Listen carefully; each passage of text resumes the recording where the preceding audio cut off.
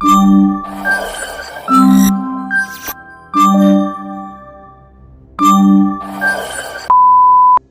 సమస్య ఉన్నవారు పెరుగు అస్సలు తినకూడదు?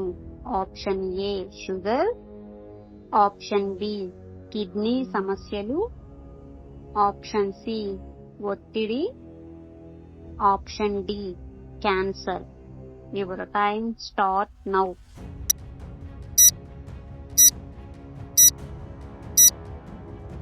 The right answer is option B kidney సమస్యలు. ఆంధ్రప్రదేశ్ రాష్ట్రం యొక్క రాష్ట్రీయ పండు ఏది? ఆప్షన్ ఏ అరటిపండు, ఆప్షన్ బి దోసపండు, ఆప్షన్ సి జామ పండు, ఆప్షన్ డి మామిడి పండు. Your time start now.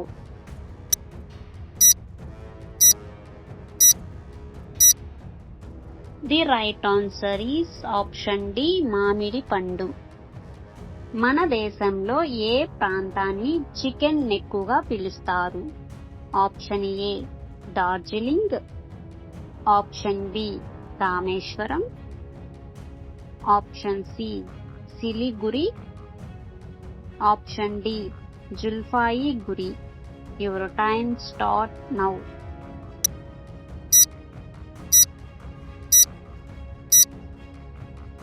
The right answer is option C Siliguri.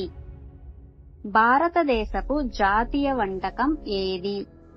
Option A idli dosa, option B pongal, option C పెరుగన్నం, option D khichdi. Your time start now.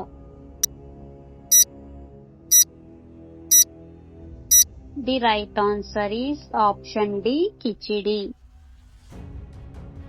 Sugar రాకుండా ఉండాలంటే ఏ ఆహారం తీసుకోవాలి?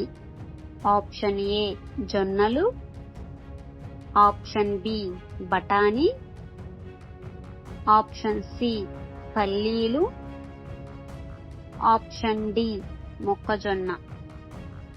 Your time start now.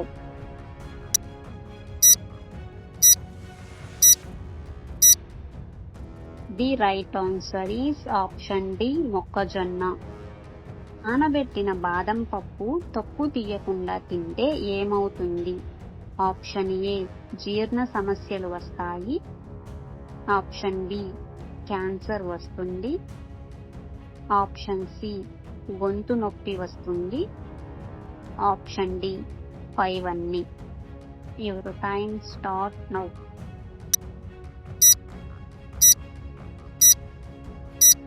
ఈ right answer is option A జీర్ణ సమస్యలు వస్తాయి.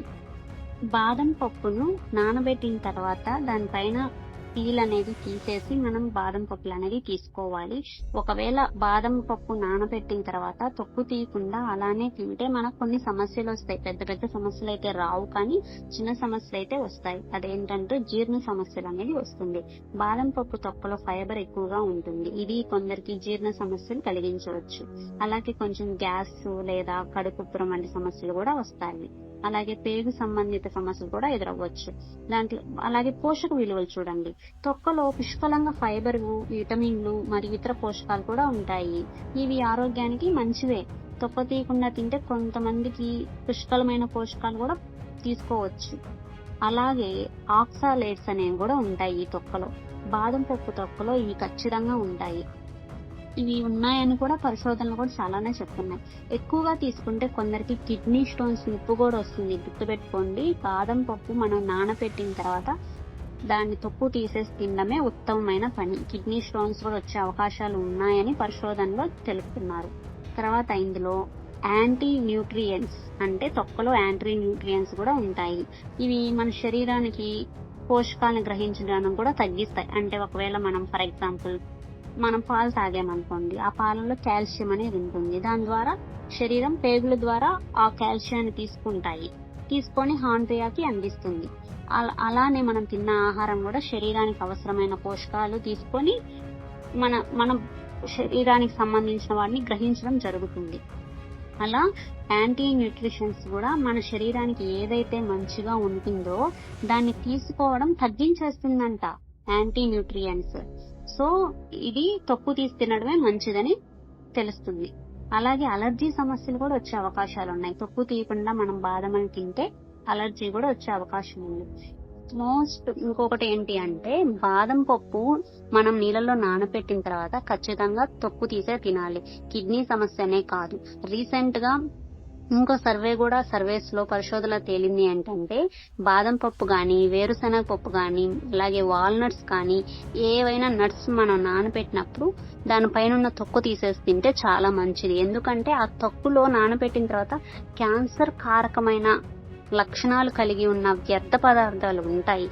ఆ వేస్టేజ్ పోవాలి కాబట్టి మనం తొక్కు తీసేసి తింటే మంచిది అని పరిశోధనలు కూడా రీసెంట్ గా తెలుస్తున్నాయి.